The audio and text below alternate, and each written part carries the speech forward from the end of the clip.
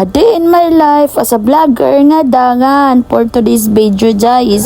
So sorry kayo sa akong boys kay partidyo na akong syagit gabi intawon mga jayog daw. Bitaw ay parti manggoning kaon good bisag unsa lagi paslak aning bangaga ni so moda niya mong barangay diri no peaceful kayo bet bitaw sayo pa kayo ni siya no nanayaw na mi kay sayo pud gisugdan og jesh ko na pa si uncle parti na sayaw.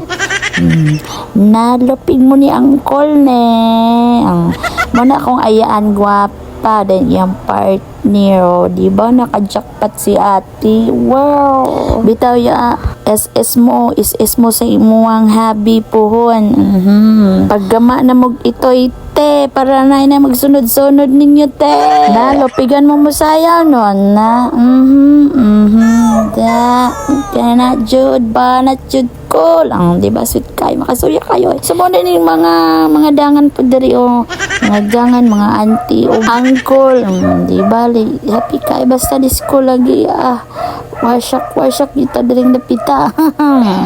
Bitaw guys, panalagsara mang ni good morning. Mintras bata pa mo, halalag, drilag, dito ka na ba? Pero bitaw guys, ay lang po pala may padako sa inyong ulo, no? Magbinutan punta pa nagsa, no?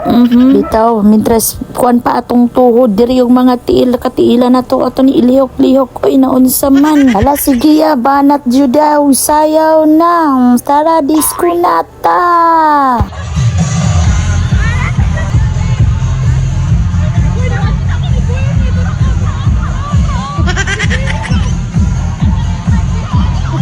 So mong by voice over na po da. So di ba nakakitag mo to ni si Inday Juna Jane ba?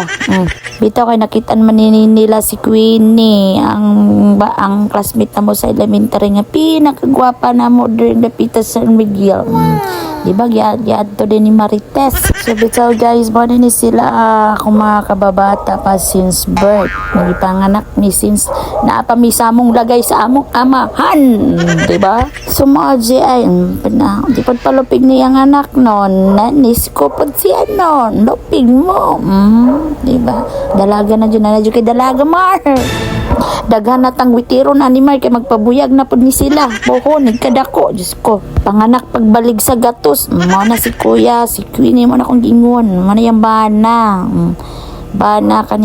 po datong kababata na kung ano siya si Jisa and the other people inside of the world mga taga San Miguel mga gwapo mga dagkugluso cholala to diba mora today for today's video bye bye